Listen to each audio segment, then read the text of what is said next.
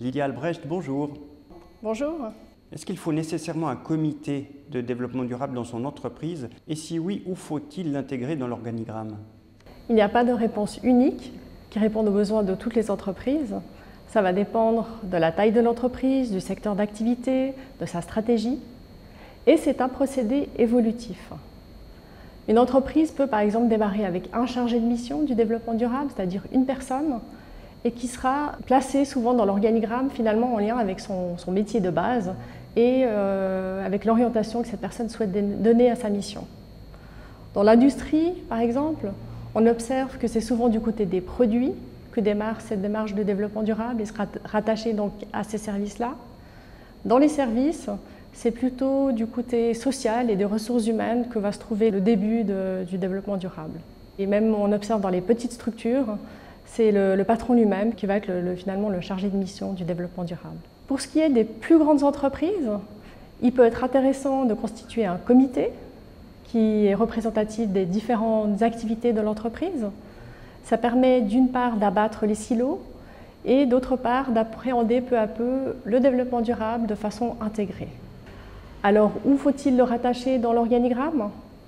C'est vrai qu'on observe qu'en le rattachant à la direction, ça permet évidemment de faire avancer le sujet à un rythme plus soutenu.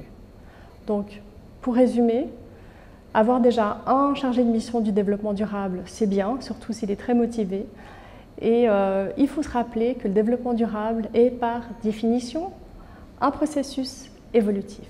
Quand on parle de développement durable, on ne pense pas nécessairement aux questions de gouvernance et pourtant elles sont importantes, n'est-ce pas? Effectivement, la gouvernance est clé. Pour recontextualiser un peu, la gouvernance, c'est le G dans ESG, dont on entend parler de plus en plus souvent. Donc ESG, c'est les mesures environnementales, sociales et de gouvernance.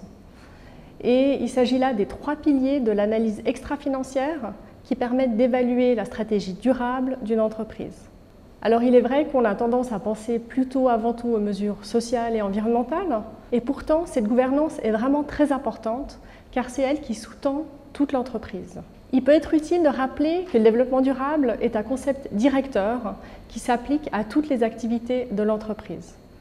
Et ces éléments de gouvernance, on pense ici aux règles, aux mesures, aux organes de décision, d'information et de surveillance. Donc ces éléments de gouvernance vont permettre à l'entreprise de bien fonctionner, elles vont lui permettre d'appréhender les divers risques qui sont de plus en plus d'ailleurs liés à ces critères ESG et d'appréhender le développement durable comme une approche intégrée. Mais de quoi parle-t-on quand on parle d'investissement durable?